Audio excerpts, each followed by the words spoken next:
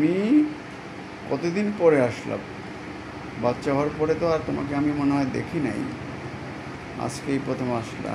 ভাবলাম যে কোথায় হারায় গেছে। খুব ভালো করেছে বাবা। পাগলের মতো খাচ্ছে। হ্যাঁ, ও এরকমই। যেহেতু বাচ্চা আছে, হ্যাঁ খাও খাও, বোধহয় বেশি বোধহয়। আমারও ভালো লাগলো যে অনেকদিন পরেও আসছে, এসে বাবার পায়ের মধ্যে ঘষাঘষি করলো।